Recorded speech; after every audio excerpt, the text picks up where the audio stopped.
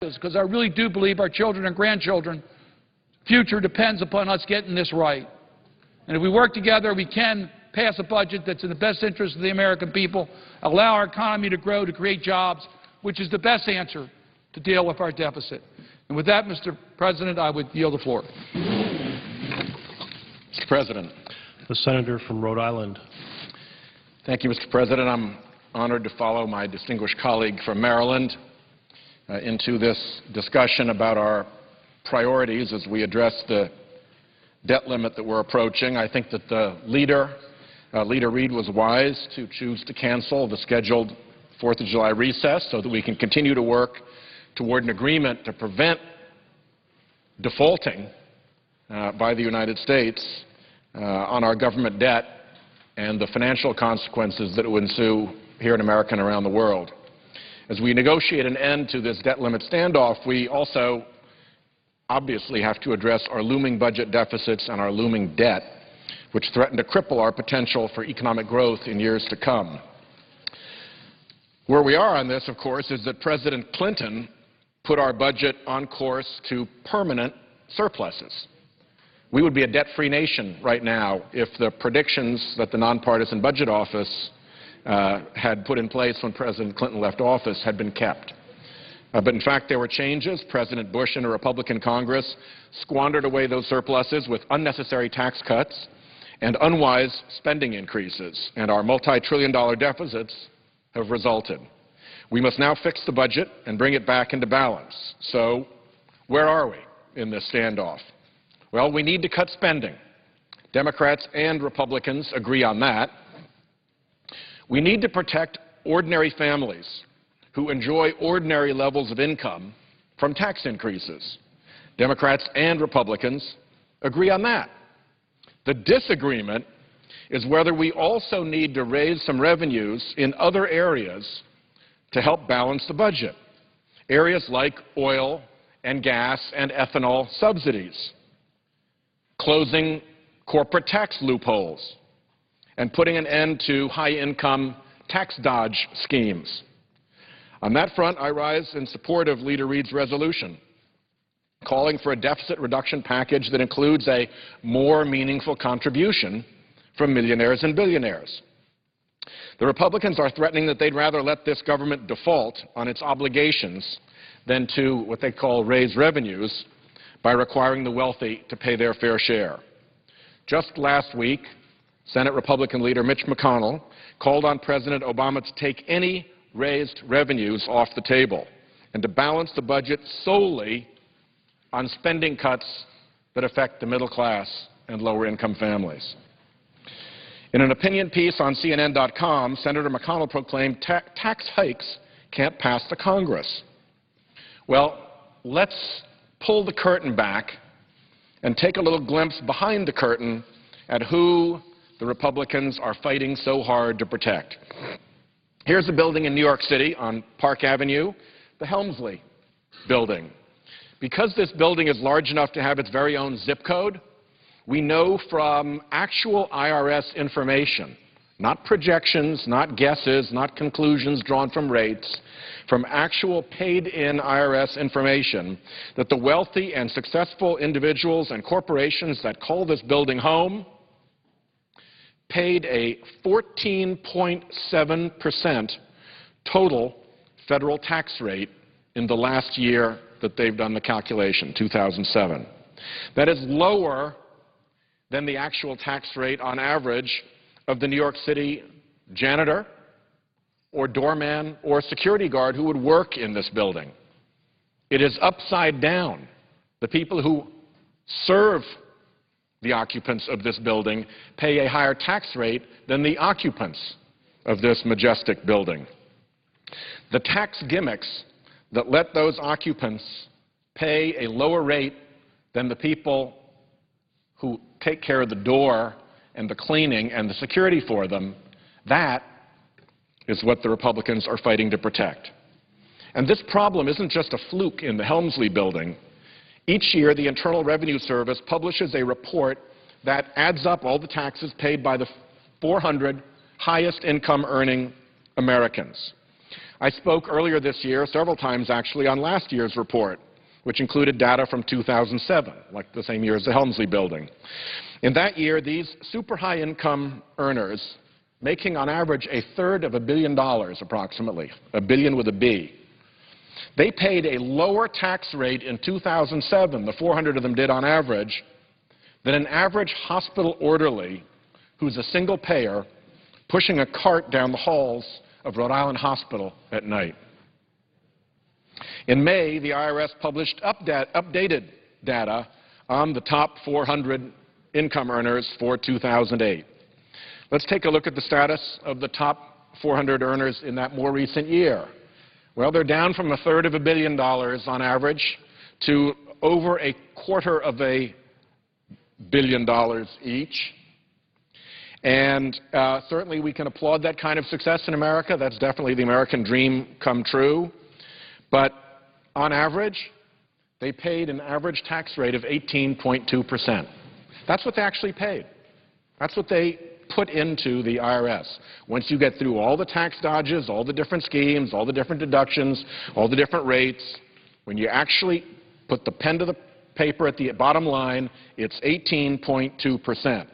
We spent a lot of time around here debating whether the top income tax rate should be 35% or 39.6%. Folks, that is not what they are paying. The tax code is so filled with special provisions that tend to exclusively or disproportionately benefit the wealthy that the highest 400 income earners earning more than $250 million in 1 year paid an average tax rate of 18.2%. This means that the 400 highest earning individuals in the nation in 2008 paid the same effective tax rate as a truck driver in Rhode Island. According to the Bureau of Labor Statistics, on average, an ordinary truck driver earns $40,200, which is about the place in the tax code on the way up where you first hit paying 18.2% of your income in taxes. So what the Republicans are asking as part of the debt limit compromise is that we cut employment and job training support now at a time of record joblessness while they continue to fight to make sure that people making $250 million a year pay lower federal tax rates than average middle-class families. Here's another building that has a little story to tell. This is a building called Ugland House. It's over in the Cayman Islands. This building doesn't look like much. It's pretty nondescript. But over 18,000 corporations claim to be doing business out of this building. 18,000 out of that little building. Clearly, what is going on is that those corporations are hiding through shell companies, phony corporate identities that they and wealthy taxpayers use to hide assets and play tax games with the IRS. This kind of mischief down in the Cayman Islands and elsewhere through these tax dodges is estimated to cost us as much as $100 billion every year.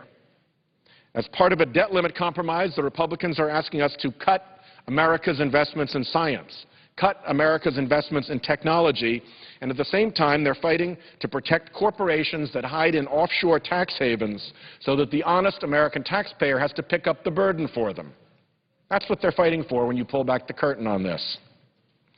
When all is said and done, everyone, Democrat and Republican, agree that there need to be cuts. And everyone, Republican and Democrat, agrees that there should be no tax increases on ordinary middle-class families. Those concerns are not at issue. Where is the dispute? What is the blockade?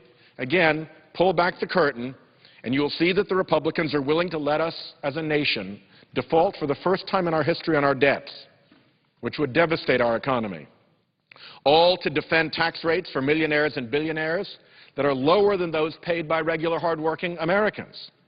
All to defend offshore tax havens that are used to evade taxes while ordinary families are expected to pay their taxes.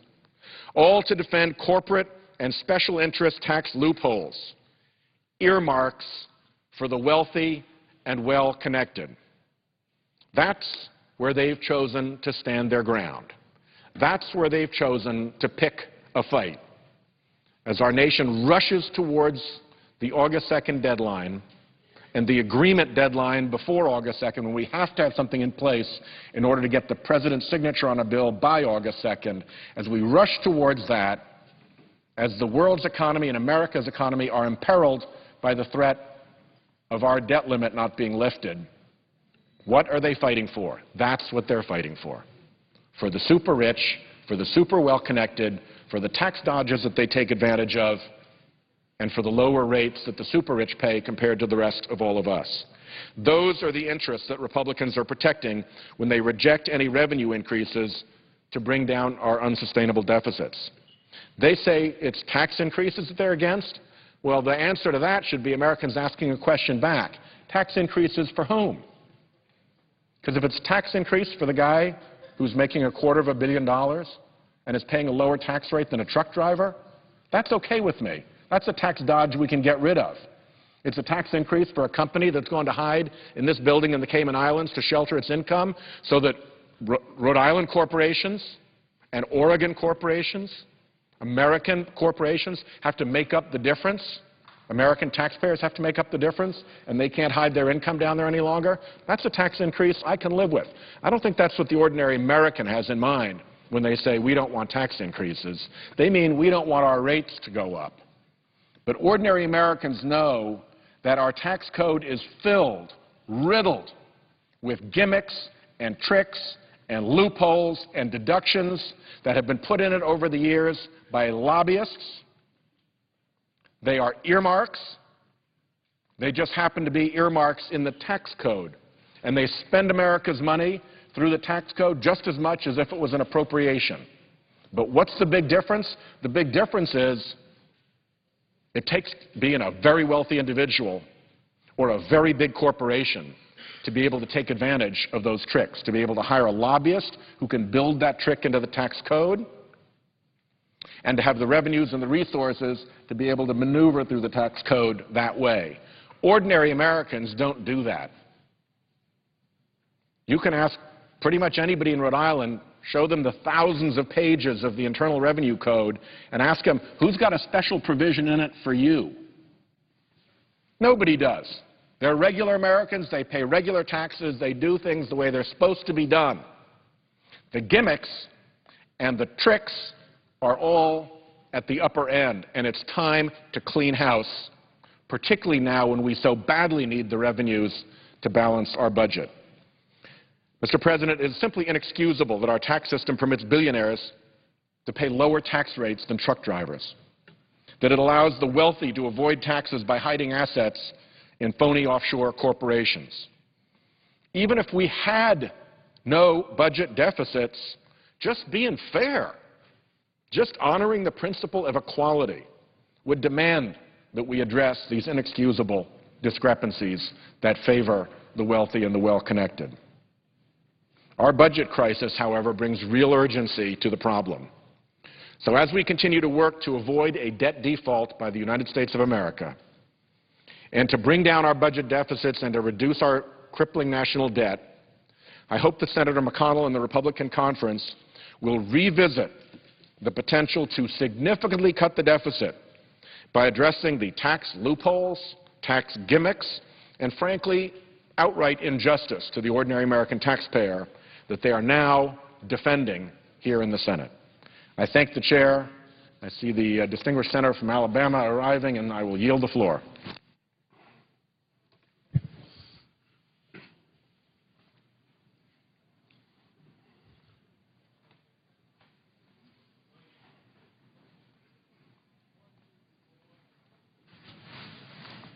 Mr. President.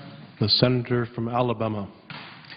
Mr. President, I understand that President Obama has summoned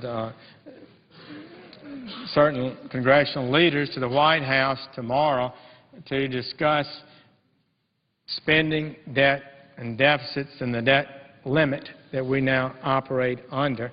The President has summoned congressional leaders to the White House on at least 8 different occasions in recent weeks to discuss budget and debt issues, not including the private talks involving Vice President Biden. Yet, with only weeks to go before the debt limit deadline, we're told, August 2nd,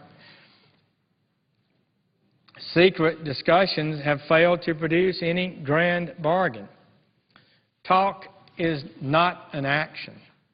I do think that's a problem the President has. He thinks making a speech or having an announcement is something that actually involves changing course in America, and it has some effect when it's pretty clear that it does not. We've had lots of talks and we've had lots of speeches. So I think we should stop paying attention to these private talks from which no details emerge and no public discussion occurs. We are getting much too close to the point at which it will be too late to involve the public and allow Congress to fulfill its constitutional duty on spending and taxing. In remarks yesterday, the President said, quote, "To truly solve our debt problem, we need to take on spending in domestic programs, in defense programs, and in entitlement programs," close quote. Well, I agree. Yet the only plan he's put forward proposed increases in his spending for next year in the budget he submitted. He submitted a budget earlier this year. He made a speech backing away from it a little bit, but not a lot, because the speech, when we carefully tried to study it, didn't do much to change what the trajectory is in his budget. But this is what the budget calls for next year, that we're supposed to be working on now and are not. This budget proposes to increase spending in 2012, beginning October 1st, 2012. Well, the inflation rate is projected to be 1.3%. It may be a little higher than that.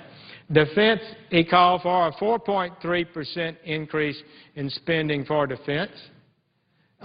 Energy Department called for an 8.9% increase in Energy Department.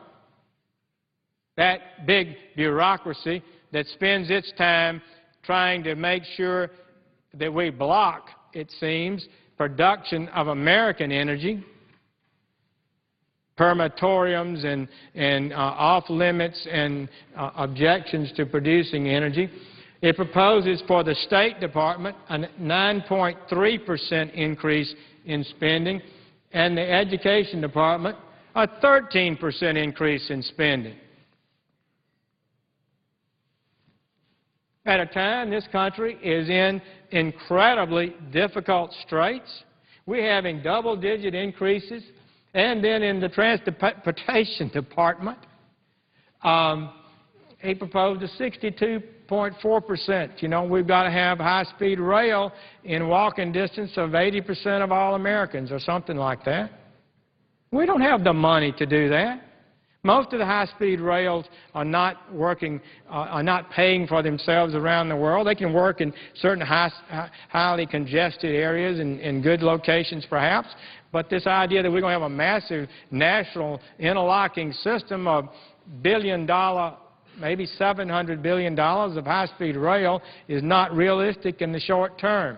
But his budget calls for a 62% increase. We asked where the money was coming from. They said it's a tax. Well, what kind of tax? Well, it's not a gas tax, so I called it the not gas tax tax. What tax then do you propose, Mr. Secretary, before the Budget Committee? Well, we'll talk with Congress about that.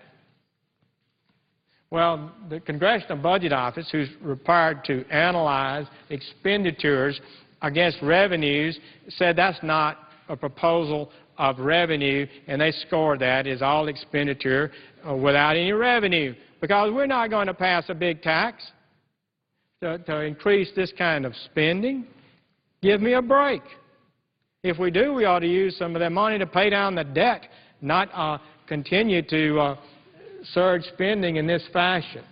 So I would just, again, like to point out that President Bush in his last year in office had the largest deficit I believe the country had had, at least in modern times. The largest he had was $450 billion. And that was large, and it was roundly criticized. It included a lot of the TARP money that they threw in at the last minute. But what about President Obama's first year? $1.2 trillion in deficit, $1,200 billion. The second year, $1,300 billion. And this year, projected around $1.5 trillion, $1,500 billion going into 2011, ending September 30th. Then September 12th, he's got these kind of increases. What kind of responsible behavior is that? For the President of the United States to say that we need to truly solve our deficit problem, we need to take on spending in domestic programs, in defense and programs, and entitlement programs. And this is what we get as a proposal to increase spending at double-digit rates, basically? I mean, what is this? And there's no proposal whatsoever to deal with entitlements. Those long-term, unsustainable programs threaten the future of our country economically. Indeed, we're in more trouble right now than a lot of people realize from our debt situation. So the only plan that the President put forward, as I said, are increasing these expenditures and not confronting entitlement programs at all. And when the House members passed a far-reaching, historic, honest, fact-based budget that would have actually changed the debt trajectory of our country over a period of years, it was considered to be tough, but even it didn't balance within 10 years. We're in a deep hole. It's hard to balance this budget. The House proposed that, and they laid out a plan after 10 years for altering Medicare that would help put Medicare back on a sound basis, and all of it was just slammed by the President of the United States. He even had a speech at the White House, invited Congressman Ryan, the brilliant chairman of the House Budget Committee, to sit right in front of him and slammed his bill. Why? He had courage and integrity and produced an honest budget that would have made a positive difference for America. Well, we might all not agree with everything in it, of course. But he didn't deserve to be hammered by the President of the United States. To begin to change the debt trajectory we're on, we need to cut at least $6 trillion in spending over 10 years. That's not enough, really, but we need to do that, and if we do it, it'll make a huge difference. $1.5 or $2 trillion in cuts will not be enough. It will not be enough. The President's budget that he submitted in December, the only budget we've gotten from the Democratic side, would increase the debt in America by $13 trillion. 1.5 or $2 trillion in spending cuts is not enough. So we're long past the point when the President needs to share his vision with the country and admit he cannot keep up this spending rate. His budget was quite simply a failure to confront the reality that we don't have the money to keep up unsustainable spending. According to Bloomberg News, Democratic officials claim that a deal will have to be reached between July 15th and July 22nd, quote, in order to write a bill and comply with the congressional rules requiring advance publication before consideration, close quote. In other words, have at least 3 days to see the legislation. The Senator has used 10 minutes. I thank the Chair, and I see my colleagues here. I would ask consent to have one additional moment. Without objection. So I've proposed legislation that would say we ought to have 7 days to consider this historic piece of legislation that would raise the debt ceiling. We want to see how much change in spending the bill would mandate. In other words, if we're going to raise the debt ceiling, because we've limited how much debt America can accrue, Congress has, and to keep borrowing, and we're borrowing 40 cents of every dollar we spend. If we keep borrowing, we have to raise it. And so what we're saying is, and the American people, I think, are saying, okay, we don't like raising it, but if you raise it, you better show us that you've changed your ways, that you're not continuing this kind of reckless spending when we don't have the money. 40 cents, every bit of that increase is borrowed. Every bit of it. We can't continue that. And, Mr. President, I truly believe that Congress needs to assert its role, step up and accept responsibility for the crisis we're in, and begin to develop the procedures openly and publicly to get us out of this fix. I thank the Chair. Would yield the floor. Mr. President. The Senator from Minnesota. Mr. President, I rise today to speak about the daunting fiscal challenges that our country faces and the urgent need for comprehensive bipartisan action to address our nation's debt burden. As we debate the path to securing our country's fiscal future, Greece is battling to keep from defaulting on its bonds. It's everywhere in the news. There are legitimate concerns that a default in Greece would send shockwaves through the world financial markets with an impact potentially as devastating as the 2008 collapse of Lehman Brothers. To avert bankruptcy, Greece has enacted austerity measures so drastic that violent rioting has broken out on its streets. Despite these measures, and despite the aid of other European countries, many economists believe that Greece will eventually succumb to its rising debt burden and default. Standard & Poor's warned Monday that even with the planned bailout by European banks, Greece's credit rating could be still downgraded to selective default. While better than a full-blown default, this will almost certainly roil the markets and cut off Greece's access to credit. Alarmingly, Standard & Poor's gave a similar warning to the United States last week. In a statement to Reuters, Standard & Poor's said it will drop the United States AAA rating to selective default if the Treasury Department misses its repayment on $30 billion in maturing bills on August 4th. Although our long-term fiscal challenges are serious, they are not what caused Standard & Poor's to issue this warning at this very moment. Instead, what caused the warning was a growing concern that the United States Congress would fail to come together to pass a bipartisan deal on the debt ceiling, something Congress has done without incident almost 100 times since the limit was established. We must get serious about tackling the deficit and putting our country back on sound fiscal ground. But the problem we're facing now is not only a crisis of the dollars and the cents. It is also a crisis of the divide and the deadlock. We know what we need to do in order to avoid default and bring down the deficit. We have all the tools and information necessary to do it and to avoid a situation like we're seeing in Greece. And yet, instead of working together to craft a fair and responsible path forward, some have chosen to draw lines in the sand and take the debt limit and our nation's economy hostage. Addressing our country's fiscal challenges is something I've taken seriously. Since coming to the Senate, I have worked to reform the way Congress conducts its own business, reducing the budget of Congress, fighting for appropriations project reform, and working to restore the pay-as-you-go rules. I was one of a handful of senators, Mr. President, that fought for the creation of the Fiscal Commission, and I have supported efforts from both Republicans and Democrats to responsibly reduce the deficit. And while I believe we have reached a defining moment in a country which cannot be wasted, I also know that we can't afford to play Russian roulette with our economy.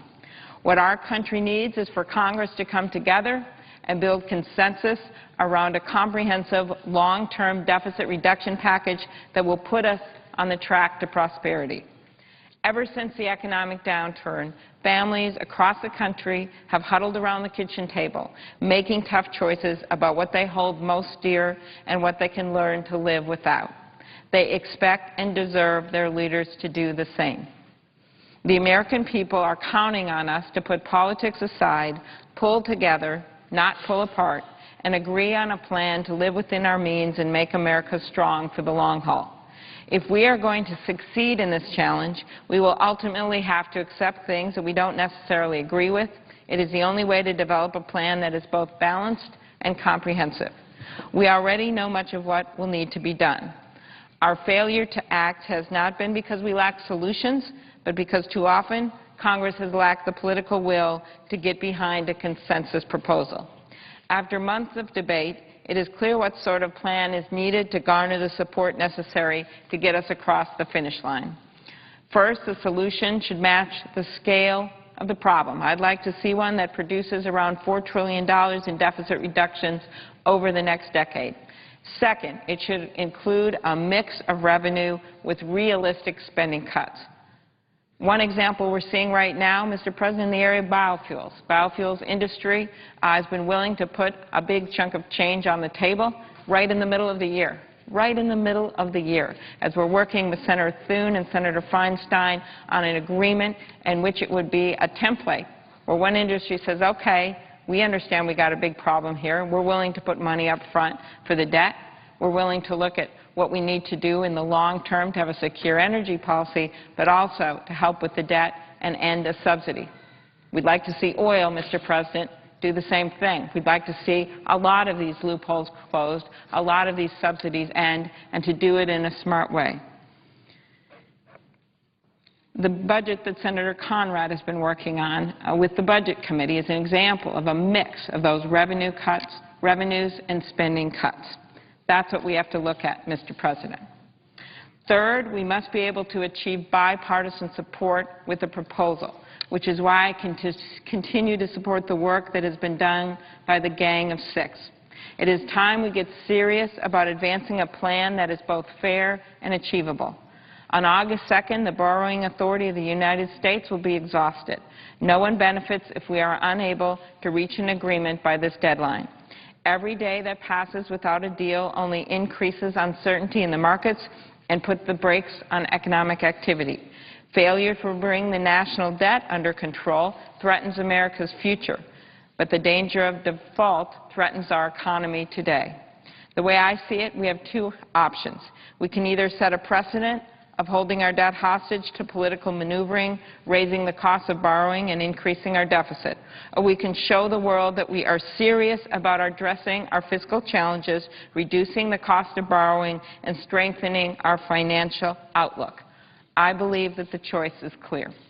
The sooner we can agree on a long-term package, the better for our economy and the better for our country. I'm hoping that we can put partisan differences aside to work on an agenda that strengthens our economy, promotes fiscal responsibility, and increases global competitiveness. Because if we refuse to have an honest conversation about this, if we insist on using the debate as a vehicle for rhetoric only, we will not just be doing ourselves a disservice, we will be cheating our children and grandchildren out of knowing the America that we grew up in. The deficit isn't going to fix itself. We all know that. We all know that we can't just close our eyes and click our heels and wish the debts would just go away. In their report, the National Commissions on Fiscal Responsibility wrote that, quote, every modest sacrifice we refuse to make today only forces far greater sacrifices of hope and opportunity upon the next generation. And they're right. The longer we wait, the more wrenching the choices become. Just look at Greece. And guess who's going to be making those painful choices? Our children and our children's children. None of us want to see interest rates soar by playing Russian roulette with our economy. Democrats don't want it. Republicans don't want it. So what are we waiting for? It's time for Congress to step up and show some leadership. It's time for us to work together to show the American people that Washington isn't broken, that instead we're willing to put aside our politics to do what we were elected to do what's right for America. This is our challenge, and it will be a hard challenge to meet. But I am confident that we can come together to make these tough choices, to do what's right for our economy, and to renew the American promise of progress and opportunity for generations to come. Thank you, Mr. President. I yield the floor. Mr. President. The senator from Wyoming. Mr. President, I rise today, too, to talk about the debt crisis that our nation is facing and how we can come together to fix it. We do talk about how we're putting this debt on our children and our grandchildren. I want to tell you the time is on us right now. The bill is coming due. We're facing the most predictable crisis in our nation's history with our current financial situation. It's a problem we can all see and we can all acknowledge must be fixed. Of course, acting is not as easy as talking. If it were that easy, we wouldn't be so far in debt. For some time, we've been talking about reining in spending and making sure that our grandchildren aren't saddled with the enormous debt the country is facing. Now we're facing the reality of reaching the debt ceiling, a cap that has increased to $14 trillion. That's trillion with 12 zeros. More than $2 trillion over the previous debt limit of $12 trillion, just a little over a year ago in February of 2010. We've raised the debt ceiling 74 times since 1962, and we've raised the limit 10 times since 2001. But listen to this. In the last 4 years, we've raised the debt ceiling 5 times. It's accelerating. What does this tell us about our spending habits? The numbers don't lie. It tells us that we've had to raise the debt ceiling to keep up with increased federal spending. It tells us we've forgotten entirely how to live within our means. It tells us we need to make serious decisions about cutting federal spending. And we need to make those decisions now. We've all been talking about it. Republicans have come to the Senate floor and talked about the country's financial future. They've talked about our debt, projections for the future, and agreed the path is unsustainable. Republican and Democratic administrations and Congresses for decades have continually increased federal spending. No one party holds all the blame for the situation we're in. But clearly the road we are traveling on is leading to a crisis.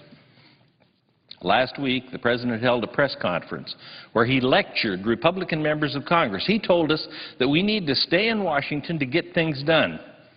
After listening to his press conference, we invited the President to meet with Senate Republicans. We hope to explain to the President that political reality makes it so that a bill containing tax increases cannot pass the House or the Senate. After lecturing us about the need to be in Washington and the need to get our work done, one would assume that the President would take us up on our offer to meet. Instead, his spokesperson said, meeting with Senate Republicans was, quote, not a conversation worth having, end quote. Rather than staying in Washington to work on the debt and deficit, the President chose to fly to a fundraiser in Philadelphia. Republicans have been engaged in efforts to fix the debt and deficit since the election last fall. House Republicans passed a serious budget that would cut $6 2/10 trillion over the next decade. Not enough, but substantial. After demagoguing the Ryan budget as an effort to kill Medicare and push Grandma off a cliff, Senate Democrats have yet to bring any budget to the floor. I heard just a few minutes ago that they're being considered, but it's being considered in a very partisan way, and I don't know if we'll get to see it before it comes to the floor. But we've gone 800 days without passing any sort of budget. Even though the media reported that Senate Democrats have reached a budget agreement, they still haven't brought the budget to the floor or shared it with Republicans. Why?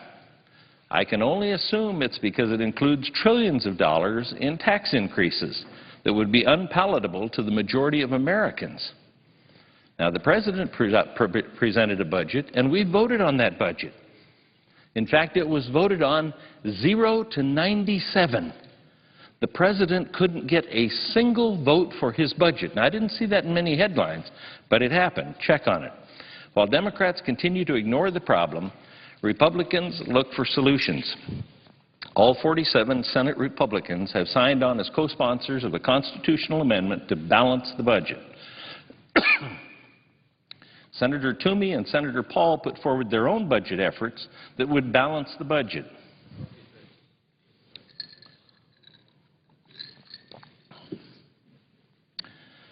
I've introduced legislation that creates two-year budgeting and other legislation that would reduce spending by 1% each year for 7 years until we balance the budget. If Congress can't reduce spending by a single percentage point each year, it basically has given up and decided to leave this huge and growing pile of debt to tower over our children and our grandchildren and us, casting a grand shadow over their future and ours. I remember hearing that we had in the Finance Committee, and pretty much what everybody said was, quit digging. You're in a big hole, quit digging. And Phil Gramm talked on taxes and said, don't penalize America with a tax every time that Congress fails to do its job, which is to balance the budget, to spend reasonably. Failure on Congress's part doesn't warrant taxing Americans. So where do we go from here? Republicans are ready to work, but we need Democrats to work with us. We need the President to take a realistic look at the situation and realize that tax increases are not the answer because the votes aren't there to pass a tax increase. We need to come up with a solution to the budget crisis we face, and we need to do it now. If we're serious about fixing the problem, excuse me, and I believe many of us are, we have to come to the table willing to work. We have to stop pointing fingers. We have to stop playing political games. We have to stop demagoguing ideas that are proposed. Just put it on the floor here, will you? We need the President to step up to the plate and explain to the American people the problem we face if we don't get our debt and deficit under control, and then to give the solutions, not just tax raises. The President's the only person in the nation who has the bully pulpit necessary to teach the American people what happens if we don't get a budget and don't get timely appropriations. The President's talked about some of the taxes that he would increase.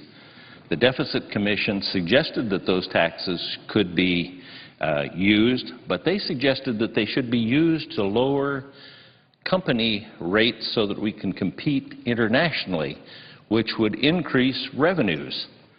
They didn't suggest that they should be used to pay for new programs. They're not even being suggested to reduce the deficit. Now, rather than taking the lead and selling a plan, the President has tried to stay above the fray and instead spent his time criticizing Republicans who have come up with a variety of plans. That isn't productive. It isn't helpful. It won't lead to a deal. We need to end the finger-pointing and show the plan. Show us the plan. Bipartisanship is not really about compromise.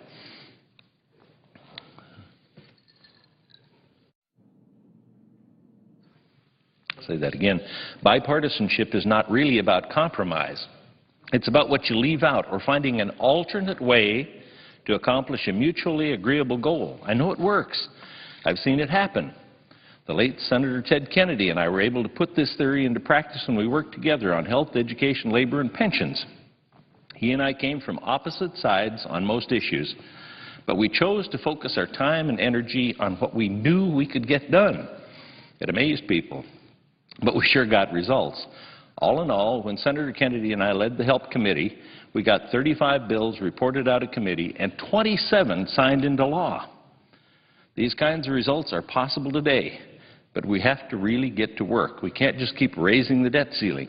We can't just tax more every time we have a good idea. We have to address the spending problem in Washington, and we have to figure out some solutions to correct our long-term budget outlook. These aren't easy issues to address. Excuse me. But we've been sent here to do a job, and that job includes rolling up our sleeves and finding a way out of the mess. We're here through this July recess, but we're still not doing anything that's proactive, productive. The Democrats are the Senate majority. They control the floor. Yesterday we did a nothing vote to see if everybody was back. We want to vote. We won't vote until tomorrow now. And it's just a political ploy put up by the leader. It's messaging, and messaging won't pay the bills. Let's get something done this session. I yield the floor.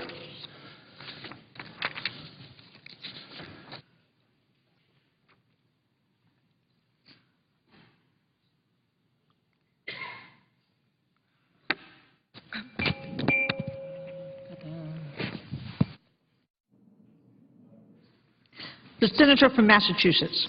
Thank you, Madam President. Madam President, what's the order at this point?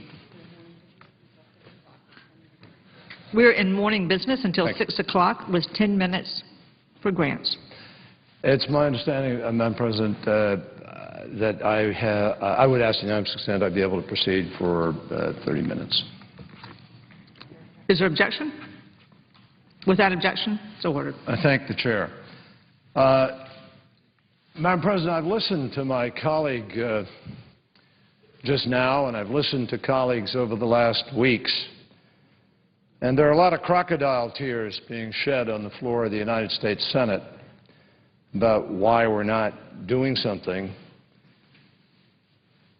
all of which completely ignore the fact that everything we try to do, the folks on that side of the aisle make us take longer and longer and longer than we've ever taken before because they push every single procedural objection possible. So that even the most routine thing that we try to do on the floor of the Senate requires 60 votes, requires a motion to proceed. The most perfunctory, simple thing requires us to go through every procedural hoop that the parliamentary process can do because they have consistently pursued a strategy aimed at gridlock. Make Americans see the dysfunction and then blame it on the party in power and run against them. It's the most cynical, craven, and dangerous policy that I've ever seen in the 27 years that I've been here in the Senate. And I regret it for our country. There's a reason that Democrats are standing for a matter of principle against the Ryan budget and against the proposals that our Republican friends keep coming back with, because they're the only party and they are the only people who have consistently stood up and said, we're not going to consider everything. We're just going to give you a tiny little menu. And you got to balance the budget out of spending cuts only. That's all that's in their budget. The only thing in their budget are spending cuts. 12% of the entire budget is all that they've put on the table in order to try to do something responsible about the deficit of our country. We, on the other hand, have consistently said, we'll put everything on the table. Everything. Medicare, Medicaid, reforms, not benefits. We're not going to cut the benefits on people because you don't have to in order to deal with this problem. But we can reform them. We can certainly be more effective and efficient. And we're prepared to do that. There are a lot of other things that we're prepared to do. Defense spending, wars, a whole series of things. Mr. President, Madam President, last week one of our newest colleagues made a very interesting and I thought revealing observation. The senator from Delaware, Chris Coons, who balanced budgets in county government, who took cases all the way to the Supreme Court, who has seen decisions made in the business world as well as in the nonprofit world. He's an enormously capable person, new to the Senate, and he made the observation that some people are actually looking into the language of the 14th Amendment and the debt limit in order to learn whether, and I quote, there might be some way to save us from ourselves. That observation brought home to me how absurd this place must look right now, not just to a new senator who came here with hopes of getting the business of our nation done, but to the average American, to people who invest in extraordinary mythology that surrounds this great institution we're all part of. Greatest deliberative body in the world. You can laugh at that one today. There's an absence of deliberation. A great absence of deliberation, but there's an absence of it. And I think a lot of people are really alarmed by the dysfunction that they see with respect to this great institution. It's extraordinary that we have to look at the language of the Constitution to find possible ways to do what Congress and the Senate are supposed to do on their own. Take tough votes. Look at the tough issues. Make tough decisions. But most importantly, do it in the interests of the United States of America, not in the interests of either party or of some ideology. Here we are, less than 5 weeks from August 2nd, the day the United States government will default on its obligations for the first time in our history.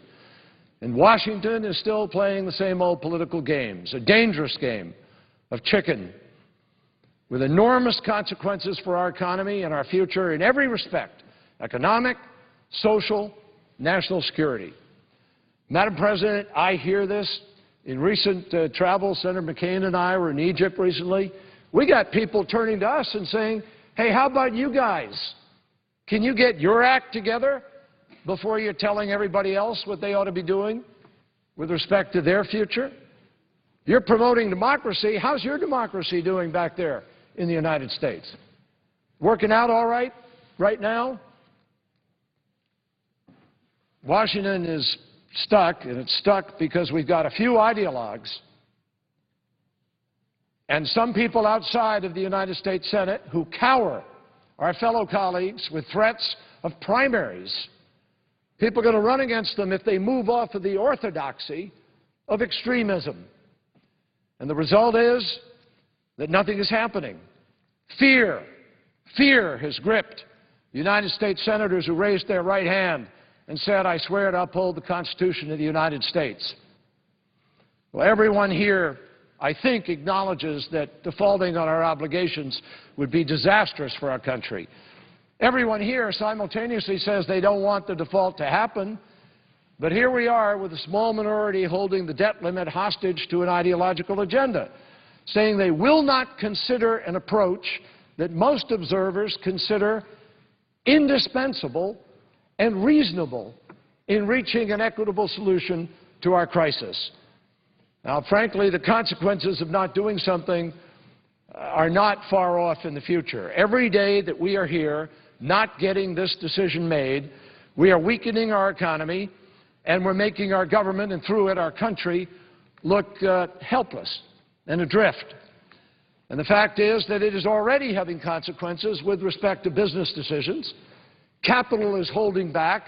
Business people are reluctant to invest, uncertain of what the budget of the United States is going to look like, uncertain of what kind of signals we will send to the marketplace.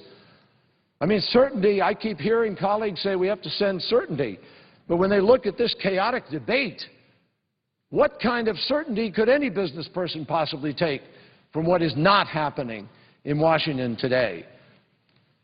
Our friends on the other side of the aisle say they want to create jobs, but Moody's chief economist, Mark Zandi, has said that hiring is only going to resume if we can get our act together and settle this debate, and the sooner the better.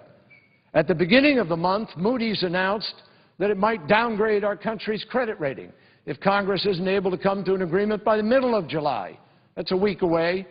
And if that happens, I promise you our economic recovery is going to halt in its tracks. Maybe some people want that. I hope not. But today, investors are looking at the scene here in Congress, and they're wondering if we're ever going to get it together. And the longer we wait to get serious, the higher the interest rates are going to move. And that hurts everyone in America. Everyone who owns a home or runs a small business is going to be squeezed while Congress is in this ideological standoff. Now, you read David Brooks's column this morning in the New York Times, a brilliant column, talking about the unreasonableness of this position that something is absolutely off the table with respect to this discussion. Recently, 235 economists, including 6 Nobel Prize winners, sent a letter to congressional leadership urging them to raise the debt limit immediately. Not doing so, they said, could have a substantial negative impact on economic growth at a time when the economy looks a bit shaky. In a worst case, it could push the United States back into recession. So are we going to listen to 235 economists, including 6 Nobel Prize winners, or are we going to be driven by this extremist position that does not allow for reasonable discussion about what ought to be on the table? I think this is a dangerous and irresponsible moment in our country. Not raising the debt limit would result in a crisis potentially far more severe than the financial crisis of 2008 and 2009. The consequences would include any number of things, from increases in state and local government borrowing costs, increases in corporate borrowing costs, including mortgage interests, declines in equity prices and home values, declines in 401ks and other retirement savings, reductions in the willingness of investors here and around the world to invest in the United States, and job losses on a significant scale. Now, as I've said, you know, Madam President, I don't believe that's going to happen, but the question is, are we going to get a deal that hurts America or helps America? If we eat America's seed corn in this deal, by that I mean don't invest in America's infrastructure, don't invest in education, don't invest in the research and development that's so critical to the creation of new jobs. If all we do is do what the other folks in the House said we ought to do by massively just looking at 12% of the budget and cutting spending, if that's all we do, we will eat America's seed corn. And the next generation will pay the price, because we will go into an economic downslide unlike anything we have seen in recent memory. In 1983, President Reagan wrote, "The denigration of the full faith and credit of the United States would have substantial effects on domestic financial markets, on the value of the dollar and exchange markets, and the nation can ill afford such a result." And nearly 30 years later, we are facing that kind of incalculable damage. The fact is, Chairman Bernanke and Secretary Geithner have already used extraordinary measures to try to keep the nation from default and keep the economy moving. I'm not going to talk more at this time about the downside effects of it, but I believe there are better choices that we face. This is not half as complicated as some have chosen to make it. In fact, I don't think we're as far apart in this debate when you talk to a lot of our reasonable colleagues on the other side of the aisle, as some want to imply. Everybody can agree deficits are too high. We can all agree we shouldn't be borrowing 40 cents on every dollar that we spend. We can all agree we need about $4 trillion in deficit reduction to put us on a sustainable path. But in the end, this budget debate cannot be just about cutting spending, even though it must include cutting spending. Everyone has said that job creation and investments in clean energy, infrastructure, and medical research are essential. And I think we need to do things that would make our economy move. Let me give an example of this. In America today, we are living off of the investments that our parents and our grandparents made. The interstate highway system didn't just sprout up one day. It was a government program investing taxpayer dollars in building a nationwide road system that helped America to grow and be unparalleled in its strength compared to any other nation in the world. That was a President Eisenhower program. And the truth is that today we are falling further and further behind other nations in terms of our investment in the infrastructure of the future. The United States is spending less than 2% of its GDP on infrastructure. Compare that. China is spending 9% of GDP on infrastructure. Europe is spending 5% of GDP on infrastructure. They have trains and airports and other things that work and get people faster than our trains where they want to go. We're looking at a country now that has about a $2.2 trillion deficit in the infrastructure of our nation. We've got 69,000 plus bridges that are structurally deficient. We need to invest in them so they don't fall down, like the bridge over the Mississippi River. We need to invest in our airport structure so we don't have airport delays or potential of collisions in our aircraft. According to one study, $1 billion in investment in infrastructure results in 18,000 jobs. So at a time when America is begging for more jobs, why would we not be investing in infrastructure in this country? You go to Germany or Brazil, they're investing huge amounts in their future. And right now, both countries are threatening to leave the United States behind with respect to alternative and clean energy investments of the future.